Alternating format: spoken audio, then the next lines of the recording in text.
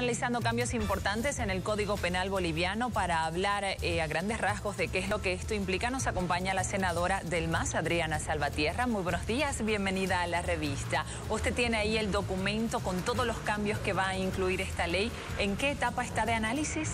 ¿Cómo está? Muy buenos días, muchas gracias. Espero que sea una excelente semana para todos.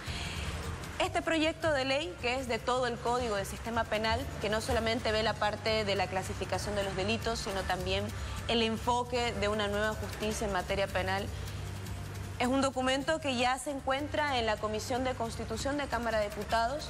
Ha sido trabajo de los presidentes de ambas cámaras, tanto el senador José Alberto González, la diputada Gabriela Montaño y la diputada Susana Rivero. Comprende en rasgos generales una propuesta para revolucionar la justicia en materia penal, para otorgar mayor transparencia en los procesos judiciales, para contribuir, por ejemplo, a eliminar lo que en este momento genera retardación de justicia y las trabas que actualmente generan retardación de justicia. Y lo central es comprender que hace un cambio de la vigencia de un sistema penal que busca lo punitivo hacia un sistema penal que busca lo restaurativo. Bien, vamos entonces entendiendo los cambios por parte. Me dice que busca mayor transparencia. ¿Cómo se logrará eso? ¿Qué ejemplo nos puede dar? Una de las propuestas principales de este Código de Sistema Penal es que se va a implementar plenamente durante la audiencia la oralidad. Es decir, se va a priorizar la exposición de las defensas y ahí además se otorga transparencia porque uno como víctima ve en el abogado o en el litigante cómo desarrolla su defensa. Esta oralidad, ¿qué reemplaza? ¿Qué documentos reemplaza? Por ejemplo, en este momento se prioriza la presentación de memoriales para asistir a las audiencias. Ya viene lectura de los memoriales. Las notificaciones van a ser dadas en la misma audiencia. Todo el proceso del desarrollo del juicio en todas las etapas se va a desarrollar en base a la exposición de los argumentos. Y esto creemos nosotros que además de acompañarlo con pruebas que van a ser los videos con audios, van a otorgar pues una mayor, no solamente una transparencia, sino una mayor certeza de cómo se va llevando el juicio adelante. Otro de los elementos importantes es que va a incorporar oficinas gestoras de audiencia, a partir de las cuales, mediante sorteo, los jueces van a conocer, salvo en la etapa de juicio, sino en todas las etapas previas, por ejemplo, las cautelares, etcétera, van a conocer en audiencia los procedimientos. Esto va a limitar que, por ejemplo, existan mecanismos a partir de los cuales A o B personas prefieren que existan coimas o existan algún tipo de acción no transparente para favorecerse en el pleno proceso.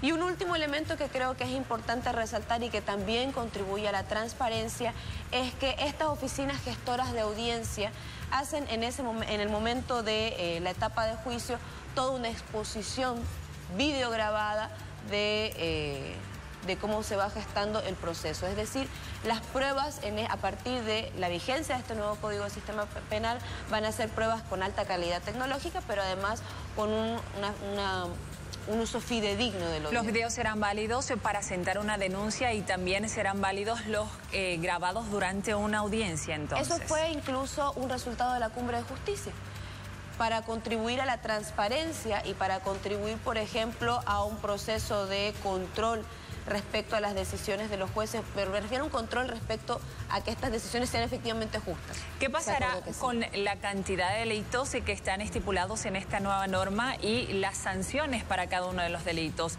¿Podemos hablar de sumatoria de penas, de cadena perpetua, de otro tipo de sanciones, resarcimientos monetarios, tal vez algún tipo de delito? ¿Qué cambios hay? En este momento el problema que tenemos es que el Código Penal está vigente desde 1972.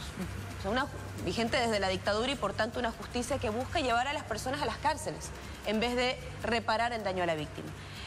Desde 1972 hasta la actualidad hay 413 tipos penales, o sea, delitos, en 40 diferentes leyes. ¿Qué pasa? ¿Cuál es el problema central a partir de esto? Que no hay una coherencia en la política criminal. Hablábamos entre los ejemplos que en este momento fingir un matrimonio o declarar un matrimonio equivale casi al mismo tiempo de una persona que tortura a otro ser humano o de asociación delictuosa, de 2 a 6 años. Entonces, eso en este momento genera incoherencia en los tipos de delitos actuales. Establece una diferencia entre crímenes, 47 crímenes, 181 delitos y 11 faltas. Esto además está diferenciado en 6 procesos, con un proceso especializado para víctimas de violencia. ¿Qué es lo que buscamos con esto? No solamente establecer una política criminal coherente, sino también que contribuye, por ejemplo, a hacer una clasificación previa para que no se repitan las cifras que actualmente también tenemos, donde actualmente en el sistema penal, en las cárceles, tenemos un 67% de personas sin sentencia. O sea, un 67% de personas que están aguardando, a partir del retraso del órgano judicial, están aguardando que sean liberados, sean declarados culpables o sean declarados inocentes, pero que de una vez se resuelva en sentencia su caso. El tema de la retardación también tendrá cambios con respecto a las excusas, sobre las recusaciones y demás. Lo central es comprender que en este Código Penal se ponen pinzas o cortapisas a la chicana jurídica. Usualmente, por ejemplo, para dilatar los procesos judiciales se busca permanentemente generar incidentes. Incidentes que van desde la recusación a jueces, desde la presentación de memoriales para retrasar el proceso, etc. Todo eso se va a ir cortando. Con la vigencia del nuevo Código Penal, ninguna audiencia podrá ser suspendida. Si falta el juez o si falta el fiscal, va a ser considerada una falta gravísima. Si falta el abogado de alguno de los litigantes, se va a remitir una nota al Colegio de Abogados. E igual, si falta alguna de las partes, el proceso va a continuar. Y lo último central, antes de pasar a otro tema, es que a partir de la vigencia también de este nuevo Código de Sistema Penal, además de que no se van a suspender las audiencias, se va a transparentar todo el manejo de las mismas. Volviendo al tema de la sumatoria de delitos, ¿qué pasa si una persona es acusada de varios hechos? ¿Cómo se manejará? ¿Por el más grave como es actualmente o eso también cambia? En la nueva clasificación entre crímenes, delitos, faltas, están dentro del mismo delito, y esto para la próxima revisión, está ahí sus agravantes y sus atenuantes. Eso como un primer elemento. El segundo, es un resultado de la cumbre de justicia que exista la sumatoria de penas. Por ejemplo, un caso de violación seguida de asesinato, se toma en cuenta el delito más grave, que sería el asesinato, y a partir de eso, por ejemplo, se sumaría sea la mitad o un tercio de la pena del segundo delito más grave. Eso sí, constitucionalmente en este momento no existe la cadena perpetua y la pena máxima es de 30 años. Por tanto, la sumatoria de delitos no podría, en teoría, superar lo que hasta ahora establece la Constitución, salvo modificación constitucional. ¿Todavía sería máximo 30 años? Máximo 30 años. Bien, pero ¿qué pasa con los resarcimientos, por ejemplo? Porque una persona que sufre un accidente de tránsito recibe la propuesta de yo le pago todos los daños, pero desista de la demanda. En ese caso. Lo que pasa es que hay que entender que el sistema penal es de la pena en realidad debería ser la última instancia. Es decir, todo aquello que pueda ser solucionado por la vía civil debe priorizarse su solución por la vía civil. Pero involucrar un nuevo enfoque, pasando de lo punitivo a lo restaurativo, quiere decir que lo central es la reparación del daño. Mediante eso, por ejemplo, las cifras que nosotros dábamos de personas que en este momento están en las cárceles en situación de hacinamiento, lo que buscamos es que primero, en las situaciones de medidas cautelares, se prioricen otras medidas alternativas, por ejemplo, la retención de documentos que son utilizados para el viaje o la retención en el mismo domicilio, antes de que sean dispuestos inmediatamente a jueces. Y lo segundo es que salvo en crímenes, en todo lo que tenga que ver con delitos como robo, por ejemplo, etcétera, u otro tipo de delitos, se va a priorizar que exista una reparación del daño. Que no sea la primera medida el buscar que la persona entre en la cárcel. Incluso también se plantea dentro del Código de Sistema Penal el que se realice el trabajo comunitario, como una forma también de no solamente retribuir el daño a la víctima, sino también a la sociedad. Bien, uno de los temas más polémicos, sin embargo, de toda esta modificación del Código Penal ha sido el aborto, la despenalización de más causales para interrumpir un embarazo. ¿Qué se ha analizado en ese sentido? ¿Cuáles son las justificaciones? Y si hay la posibilidad de que se retroceda en esto con tantas firmas que se están recolectando de parte de activistas que están en contra. Mire, activistas de diferentes causas hay en todas partes. Sin embargo, nosotros como Gobierno Nacional y como Asamblea Legislativa Plurinacional tenemos mandatos.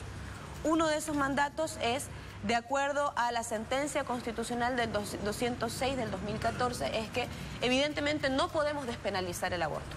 De hecho, esta propuesta mantiene una sanción penal que va de 1 a 3 años, la misma que está en el Código Penal vigente.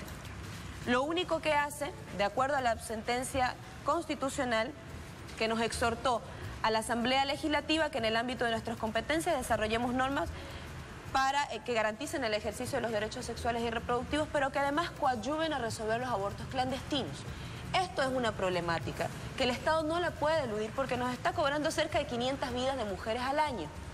¿Qué es lo que hemos planteado? Ampliar las causales que actualmente están vigentes. Es decir, la propuesta del Código Penal durante las 8 primeras semanas de gestación y por una sola vez a solicitud de la mujer, y esto quiero hacer énfasis porque devuelve a la mujer la capacidad de decidir sobre su propio cuerpo. Se amplía causales que no generarían infracción penal cuando se encuentren en situación de calle o pobreza, cuando declaren no tener recursos suficientes para la manutención de su familia, cuando sea madre o tenga a cargo personas adultas mayores o con discapacidad o sea estudiante, dentro de las 8 primeras semanas. Después de las 8 primeras semanas, se estima las 25 semanas que culmina toda la etapa de formación, se mantienen las causales que actualmente están vigentes en el Código Penal: violación, estupro, incesto, riesgo de vida para la madre y rapto no seguido de matrimonio. Ampliando esto a que existe una causal que pueda permitir que la mujer interrumpa su embarazo si es que el embrión tiene malformaciones incompatibles con la vida. Son aquellos embriones, por ejemplo, que no alcanzan a desarrollar el cerebro, no alcanzan a desarrollar el cráneo. Y quiero aclarar esto porque malformación incompatible con la vida quiere decir que el embrión fuera del vientre materno no puede vivir más de 2 o 3 horas. No es compatible, por ejemplo, con enfermedades como ceguera, como sordera o síndrome de Down. Bien. Muchísimas gracias, senadora, por esta entrevista. Nos mantendremos atentos entonces al tratamiento que se le dé ya en la Cámara de Diputados en pleno y más adelante en la Cámara de Senadores.